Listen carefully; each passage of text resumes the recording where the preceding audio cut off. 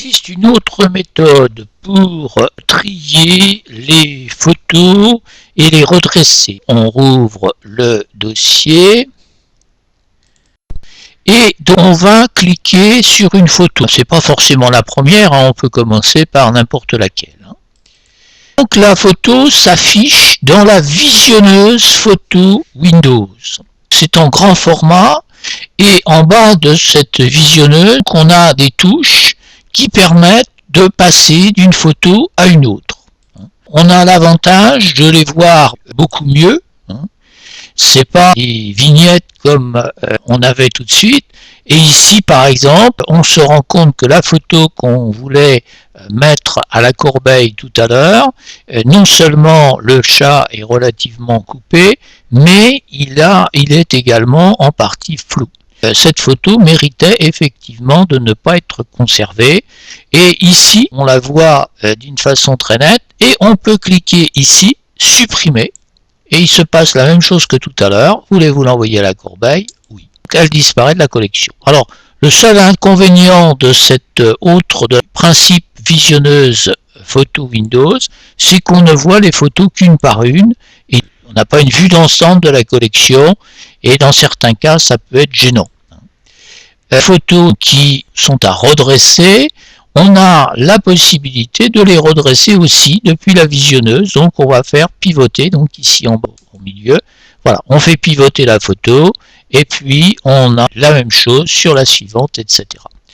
On a les mêmes procédures, sachant qu'il enregistre bien les modifications qu'on fait. La seule chose, c'est on les fait une par une, mais on les voit nettement mieux.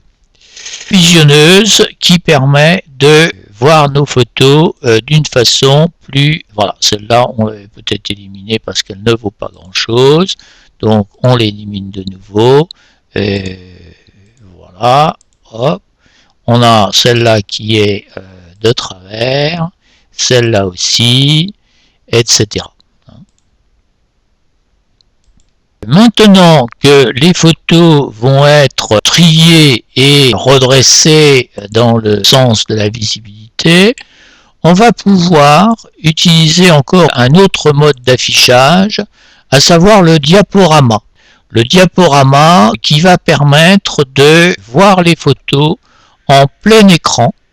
Quand on a fini, on se retrouve à la première.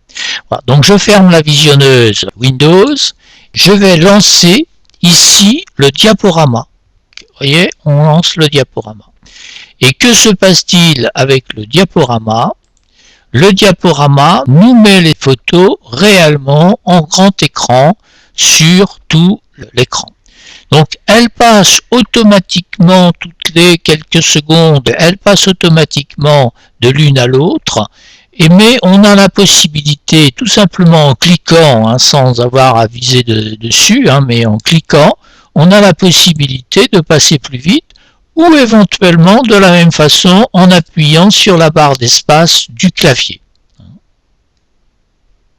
Et puis pour arrêter le diaporama, on va appuyer sur une touche que nous n'avons pas encore utilisée, c'est la touche échappe. Et on revient à notre dossier d'images. C'est à vous d'essayer la visionneuse Windows en double-cliquant sur une des photos de la collection et puis, etc. si vous n'avez pas entièrement trié votre dossier, et puis le diaporama. Bon courage!